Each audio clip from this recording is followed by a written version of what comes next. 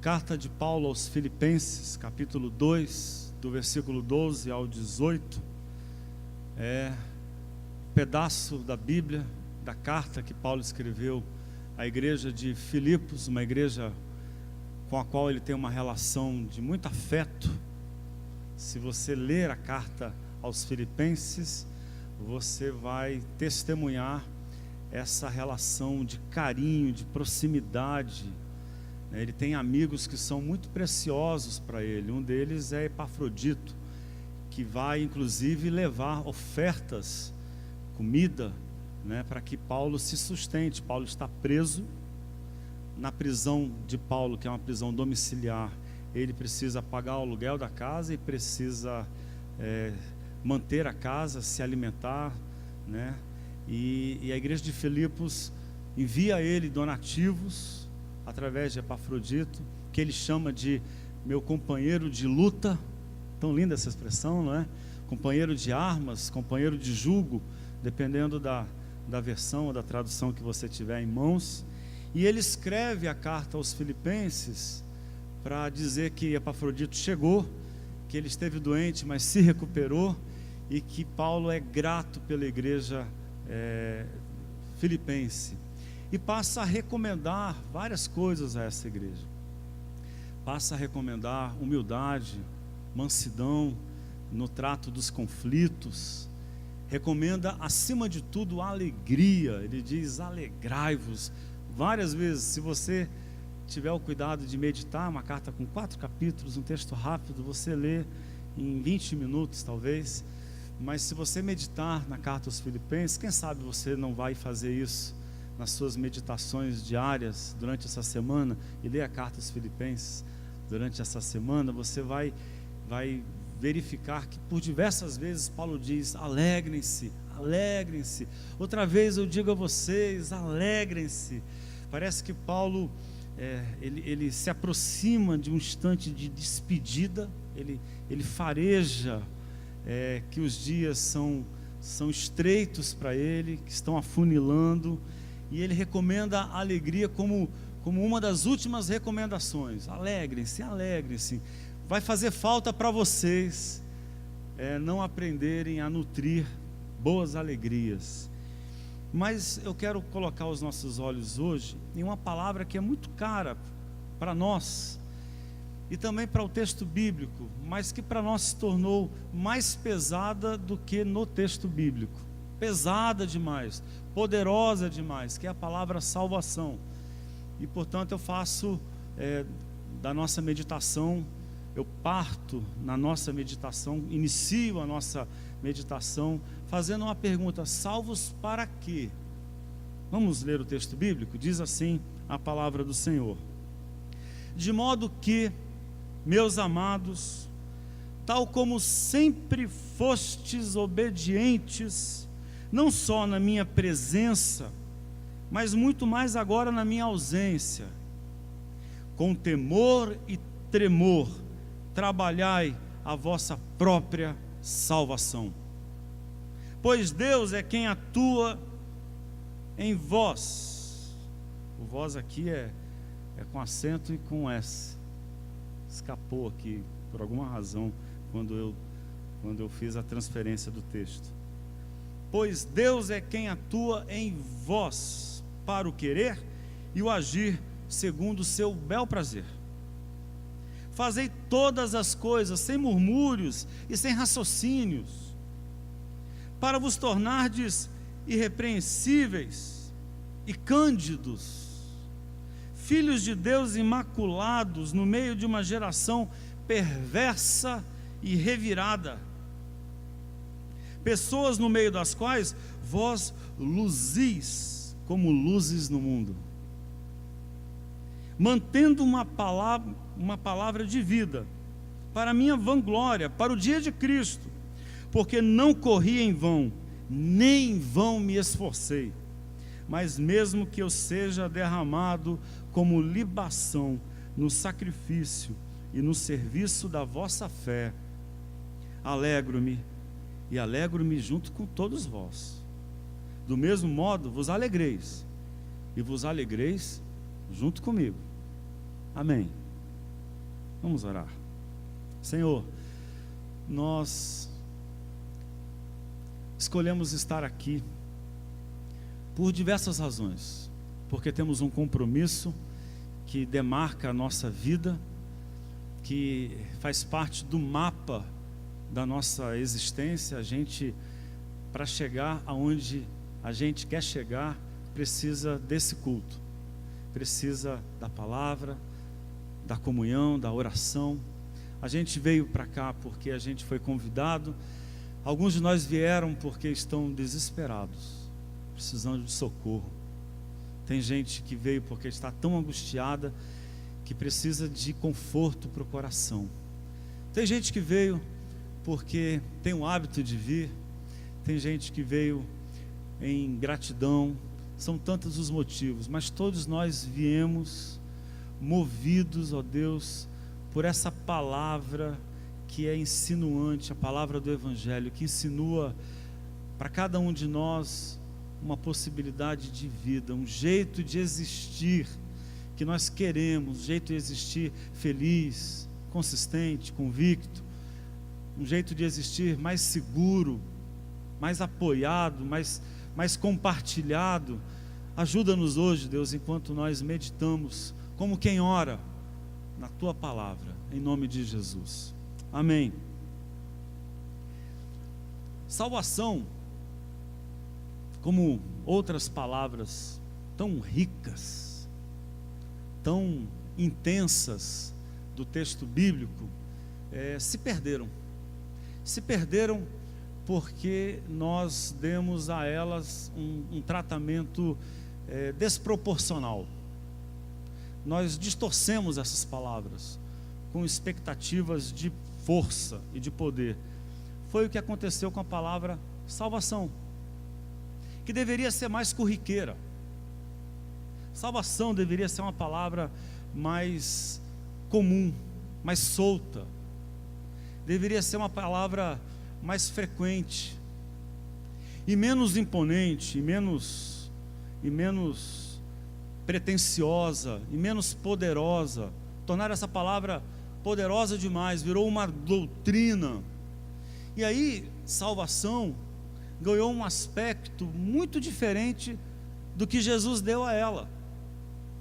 Se a gente olhar para os evangelhos, quando Jesus fala salvo, ele fala num sentido muito imediato e muito concreto, em situações nervosas, de sofrimento das pessoas.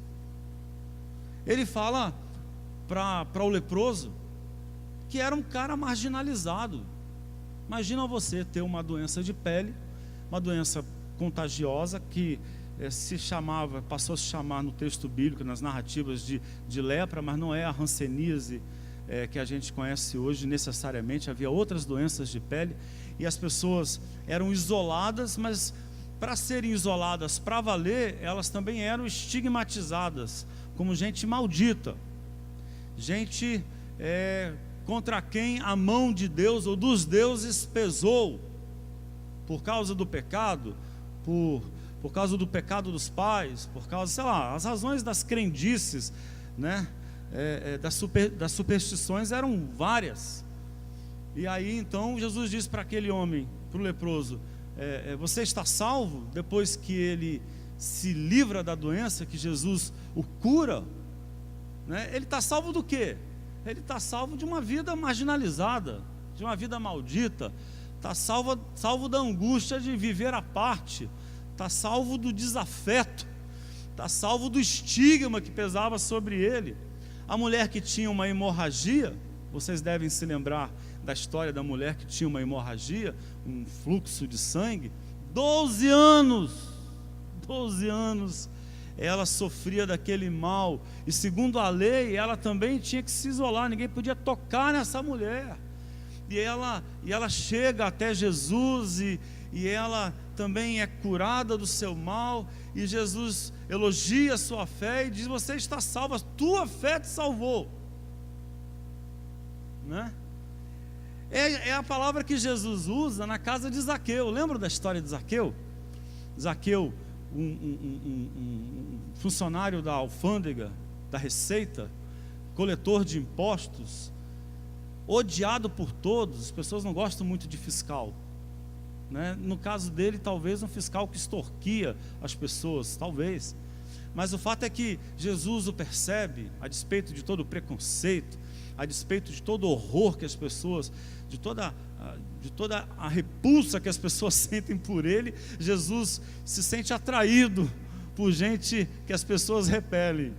É a curiosa e escandalosa experiência da graça. E Jesus, ele escolhe a casa daquele homem para comer com ele, comer com as pessoas, publicanos e pecadores. Era um escândalo, foi um dia escandaloso. Jesus come na casa daquele homem. Aquele homem se sente tão abençoado. Aquele homem, ao se perceber objeto de tamanha generosidade e coragem de Jesus, de mandar as favas, os escrúpulos dos moralistas, e abraçar e acolher aquele homem, naquele ambiente de perdão, de reconciliação e de amor, aquele homem então resolve doar metade dos seus bens aos pobres. Aos pobres. E ele resolve também consertar as pessoas que ele fez mal. Ele se propõe inclusive a devolver quadruplicado. A matemática é terrível aqui, talvez tivesse mais paixão do que cálculo aqui na expressão de Zaqueu. Mas o fato é que quando Jesus vê isso, Jesus diz o quê? Salvação. Hoje houve salvação nessa casa. Salvo do quê?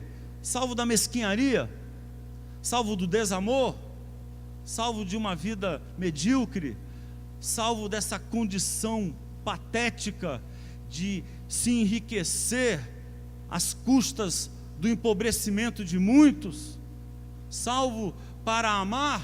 Salvo para a generosidade? Então, quando Jesus fala salvo, ele está pensando nisso. Mas aí os anos se passaram, o cristianismo ganhou corpo, ganhou feições de poder, de estrutura organizada, e quando ele ganha feições de estrutura organizada, há necessidade de controlar as pessoas, e a melhor maneira de controlar as pessoas é controlar a sua consciência, e a melhor maneira de você controlar a consciência de uma pessoa é você enchê-la de culpa, e a melhor maneira de você encher essa pessoa de culpa é colocar em dúvida o destino dela.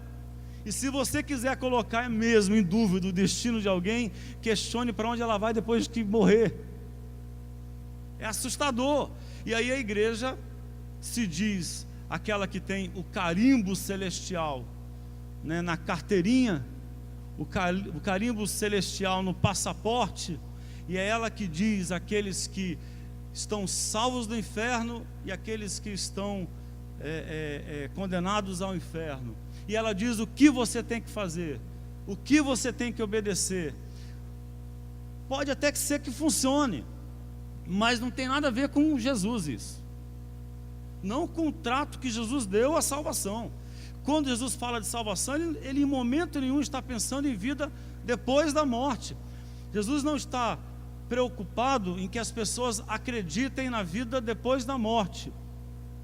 Ele está muito mais preocupado em que as pessoas acreditem na vida antes da morte, porque essa era a crise. O problema de Jesus não é com o inferno que muitos podem experimentar depois da morte. O problema de Jesus é com o inferno que tantos estão experimentando antes da morte, estão morrendo antes de morrer, estão sendo enterrados vivos. É com isso que Jesus está preocupado, é isso que o aflige. E quando ele alcança essas pessoas e dá a elas esperança, dá a elas direção, dá a elas paz porque não tinham, dá a elas expectativa de vida, condição de fazer plano, dá a elas a condição de serem dignas. Tem coisa mais infernal do que você se ver indigno nos olhos das pessoas à sua volta? E como a gente faz isso fácil? Porque é a forma de controlar as pessoas, controlar os que são diferentes, fazê-los se sentirem envergonhados, né? Fazê-los dar-lhes uma condição insuperável de culpa, de malditos. Como a gente faz isso? Com facilidade, com várias pessoas diferentes. Não é verdade? E para Jesus ser salvo é ter dignidade. É ser olhado por alguém que respeita e que admira você. É o que faz Jesus o tempo todo. Amigos, amigas, o caminho de Jesus entre nós foi um caminho em que ele olhava as pessoas e as admirava, e aprendia com as pessoas, e elogiava a fé mais inusitada da mulher cirofenícia, do centurião de Cafarnaum, e ele ama aquelas pessoas, e ele dá a elas a condição de dignidade que lhes faltava, salvação. É com isso que Jesus está preocupado. E eu diria que Paulo, aqui nesse texto que a gente lê, oferece a salvação um sentido muito próximo de Jesus, mas um sentido ainda mais rico, porque Jesus fala de salvação como uma experiência concreta, nervosa, do dia a dia, corriqueira, do presente, da alma das pessoas. E vem Paulo e fala de salvação como algo que você faz. Para Paulo, salvação pergunta pelo que você está fazendo com a sua vida. É um exercício, é tarefa, é trabalho. Ele diz: trabalhem a salvação de vocês com temor e tremor. Nas versões mais antigas, exercitem a salvação de vocês com temor e tremor. E aí eu quero, respondendo essa pergunta, para que salvos? Salvos para quê? Do que é que se fala quando se fala de salvação? Eu quero ainda suscitar algumas ideias, alguns princípios para abençoar seu coração, para nutrir a sua fé. Primeiro, olhando para esse texto, a salvação é um exercício de espanto e reverência. Percebam que quando Paulo fala sobre salvação, ele não fala de regras morais que nós devemos seguir estritamente. E não é que ser moral é mal, pelo amor de Deus, isso seria perverso. Colocar em dúvida o valor do nosso escrúpulo moral é uma loucura, é uma sandice. Sem a capacidade de se escandalizar com o mal, nós ficamos impossíveis. Nós nos condenamos ao caos, nós nos matamos uns aos outros, nós vamos nos destruir em pouquíssimo tempo. É graças ao escrúpulo moral que a gente respeita, que a gente se contém, que a gente dá limites para esse espírito selvagem que nos habita e às vezes indômito, né? Então a moralidade é um esforço de domar esse impulso, que às vezes é um impulso terrível de destruição do outro, né? Às vezes é um impulso horroroso de cuidar apenas de si, de desprezar as pessoas. Então não é disso.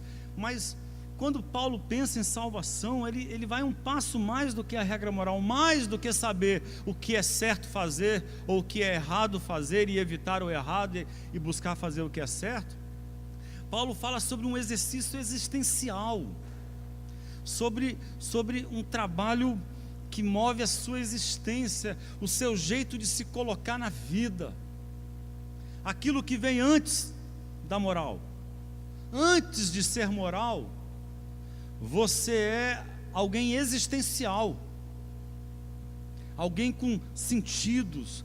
Paulo coloca a salvação com um aspecto sensitivo, sensorial. É corpo, é muito concreto. É preciso que você exercite aí a sua salvação, na sua sensitividade, na sua capacidade de perceber a vida, na sua capacidade de se comover, de ser tocado, de se importar com os outros, de se importar com o mundo, de se importar com a vida, de ser mexido na alma, de ser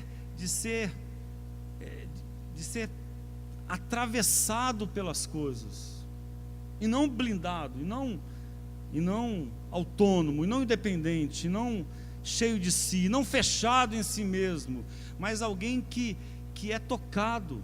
A expressão do texto bíblico é essa. Eu já disse: desenvolvam a vossa salvação com temor e tremor. Então, Isso que a gente chama de salvação, isso que nos marcou a vida e que nos deu um sentido para existir, é algo que precisa ser trabalhado. Para você viver bem, para ter esperança, parece que é disso que Paulo está falando. Desenvolver a sua salvação, trabalhar a sua salvação. Isso que te faz viver com consistência, isso que dá a você a sensação boa de que você vive bem, de que você fez boas escolhas, de que você caminha numa boa direção, de que você tem dignidade, de que você é amado de Deus. Essa experiência, ela precisa ser exercitada, ele diz, com temor e tremor. E aí o Gene Peterson, na tradução à mensagem, a tradução contemporânea da Bíblia Sagrada, ele diz assim: vivam a salvação mantendo a reverência e a sensibilidade. Portanto, a salvação passa necessariamente pela minha capacidade de espanto, de ser despertado pela vida, de ser tocado pelos acontecimentos, porque não é difícil a gente perder essa capacidade de atenção nas coisas. Não é difícil a gente perder a capacidade de discernir a gravidade das coisas, de se importar. Não é difícil a gente embarcar numa trajetória de indiferença, de insensibilidade. Não é por acaso que esse é o grito de Deus na Bíblia Sagrada, meu amigo. Um dos gritos divinos mais frequentes e dos profetas é esse: é por quebrantamento, é por ter um coração que aprende, que se espanta diante da necessidade do outro, que é tocado pela vida à sua volta, que se espanta com o seu pecado, que se espanta com a sua condição, que se incomoda, que deseja que as coisas sejam diferentes, que quebra a rotina, que se desequilibra. Eu diria que o espanto é essa capacidade boa, saudável de se desequilibrar, de sair do prumo, de dizer: epa, está na hora de olhar melhor isso aqui, está na hora de eu prestar mais atenção com o que eu estou gastando a minha vida, está na hora de eu prestar mais atenção nas pessoas que estão à minha volta. Eu estou me tornando uma pessoa estranha, mesquinha, egoísta, ou uma pessoa apática. Eu estou me tornando uma pessoa arrogante. Perdi a capacidade de ouvir as pessoas simples, perdi a capacidade de aprender com os meus irmãos. Tem alguma coisa errada comigo? Epa, peraí, passando por um tempo de sofrimento e de dor. E eu vou dizer, eu repito, por favor, eu não acredito que Deus usa a dor para constranger as pessoas, porque seria desonesto, né? E seria infantilizador de Deus ter a minha atenção apenas me fazendo doer. Toda vez que eu estou desatento, Ele vem e me dá um castigo, né? E me pune, e me causa uma dor, um sofrimento, né? Eu não acredito que Deus faz isso, mas eu acredito que a dor e o sofrimento estão na nossa existência por causa dos desajustes da vida, da injustiça do mundo, da desigualdade do mundo, dos acidentes, por causa dos erros que eu cometo, também por causa das minhas distrações, dos meus pecados. E a dor sempre é uma chance preciosa, riquíssima, de espanto e de reverência, de parar para rever a vida, de buscar as razões que antecedem a minha existência, de olhar com mais sensibilidade.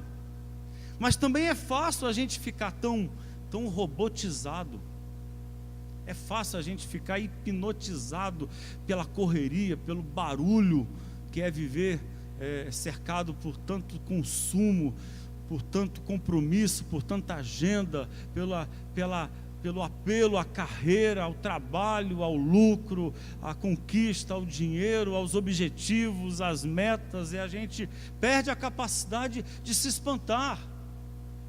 E Paulo nos chama a atenção.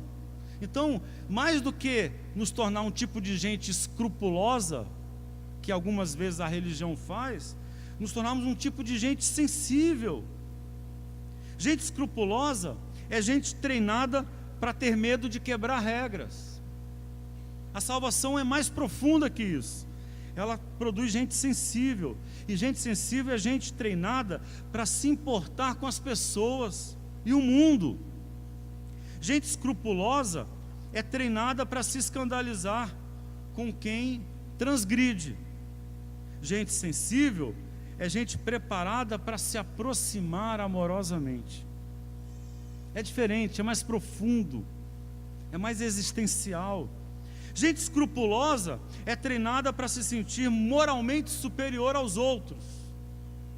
Gente sensível é cheia de compaixão, porque nunca perde de vista seus próprios pecados. Gente escrupulosa torna-se ranzinza e de mal com a vida, tão ocupada que está em apontar os erros de todos. Como é gostoso dizer o que está errado, não é? E como isso é uma armadilha, como isso é ardiloso, porque na verdade você está fugindo de si mesmo. Mas gente sensível não, é gente leve e de bem com a vida, tão ocupada que está em indicar saídas criativas. Gente escrupulosa troca Jesus por rituais, regras e tradições. Gente sensível vive a partir do grandioso testemunho de Jesus. Salvação é ser hospitaleiro em um mundo que expulsa as pessoas. Olha o que diz o texto bíblico, nos versículos 14 e 15. Percebe como que Paulo fala da salvação como um jeito de viver que contrasta com o mundo. Ele diz assim: fazei todas as coisas sem murmúrios e sem raciocínios. A palavra aqui que o tradutor escolheu, raciocínios, pode parecer o uso do pensamento, né? Ou seja, pode parecer que ele está propondo que a gente não pense, né? Não pense no que está fazendo, mas a ideia não é essa. A ideia é de disputa de razão, né?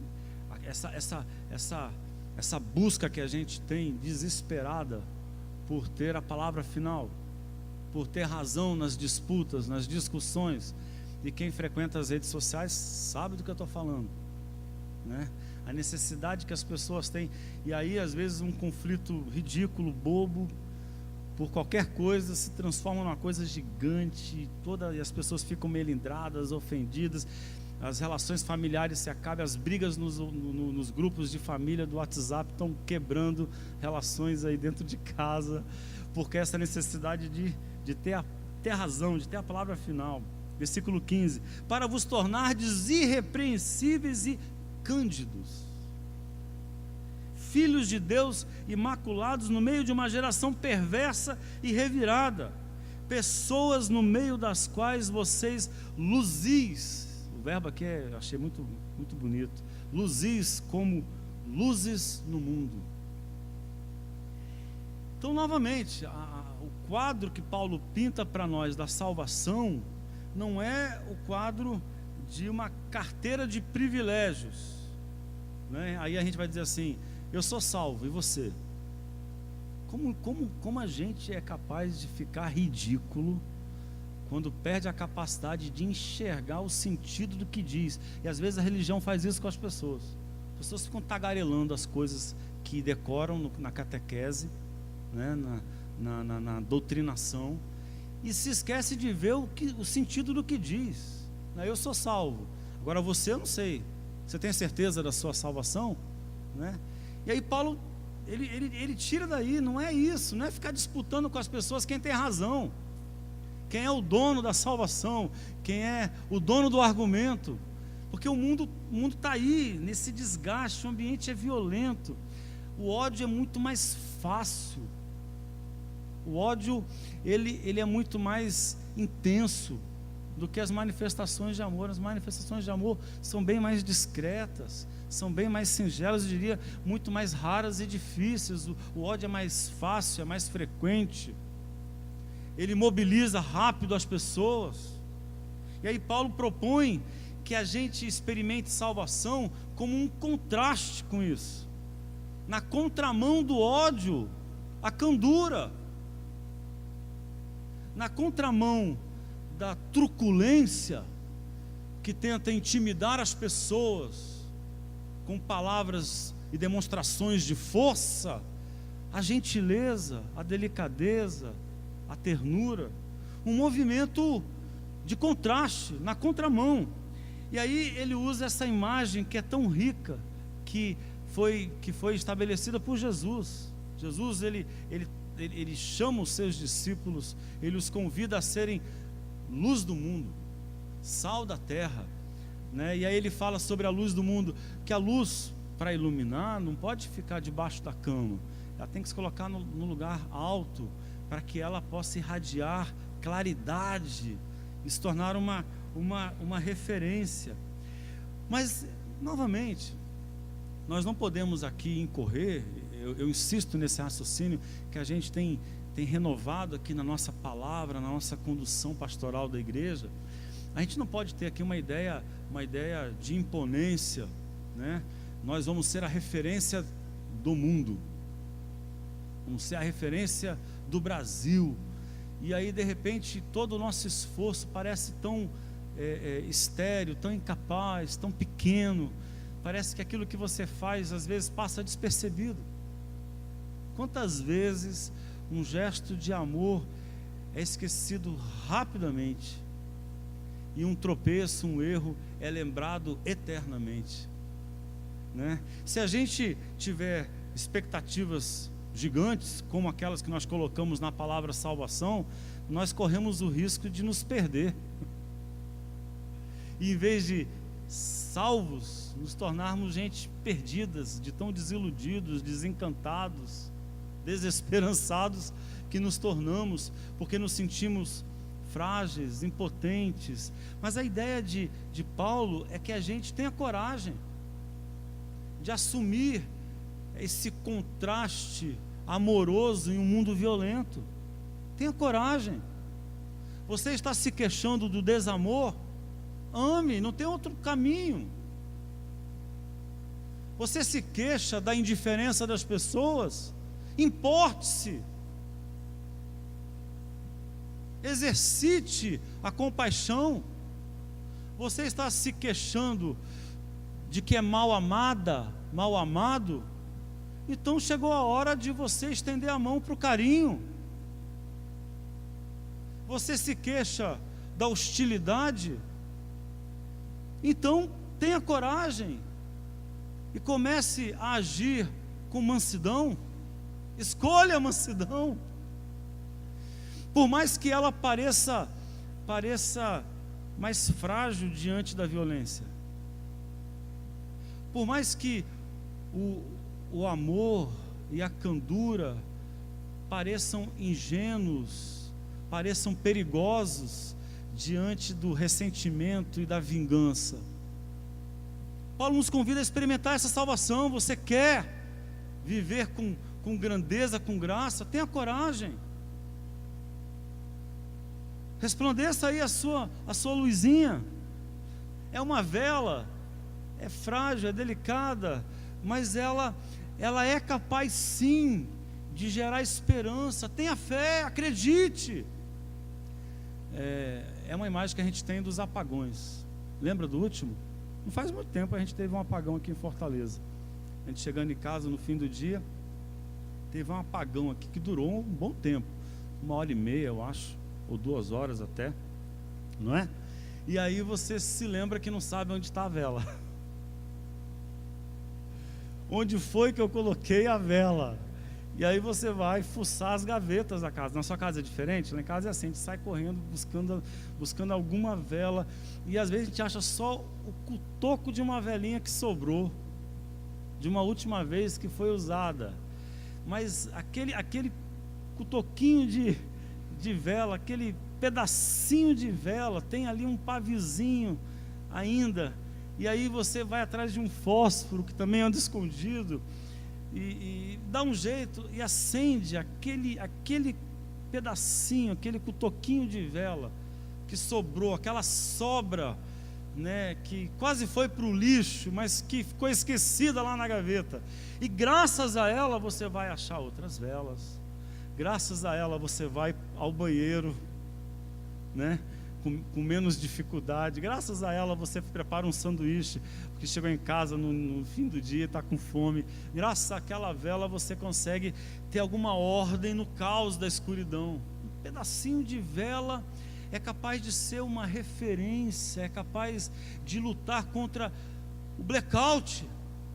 Uma vela modesta e esquecida se torna a revolução na sua casa no meio de um apagão. Eu acho que essa imagem é que a gente deve ter na nossa coragem de fazer diferente do mundo de ódio e de violência que está aí. Essa semana uma canção ela abençoou meu coração, de uma fadista chamada Cuca Roseta, uma jovem cantora, e que ela tem em algumas das suas músicas a marca da espiritualidade. E essa aqui veio do último álbum dela, se não me engano é Luzes, o álbum, Luz, o nome do álbum. E o nome dessa canção é Luz do Mundo. Eu vou ler para você, depois eu vou tocar para vocês assistirem a música da Cuca Roseta. Olha o que ela diz: assim como a estrela desvendar no fundo escuro de uma tela, brilha a janela, também na vida um dia a dor revela. Assim como a vela, a luz de uma só chama despe toda a sala. E o negro cala, é tão pequena, mas tão grande em alma. Eu vou ser luz do mundo, mudar um segundo. E se eu sou menor, na fé vou ser maior. Vou até o meu melhor, vou até onde for, vou até ao amor. Assim como o trigo, assim como o grão de trigo, que se não morrer, na terra não nasce fruto, sem o nada, nunca haverá o tudo. Assim como o corpo, o espírito tem de beber do alimento, pois sem fomento, sem sustento, morrerá no tempo. Eu vou ser luz do mundo, mudar um segundo. E se eu sou menor, na fé vou ser maior. Vou até o meu melhor, vou até onde for, vou até ao amor. Uma beleza, né?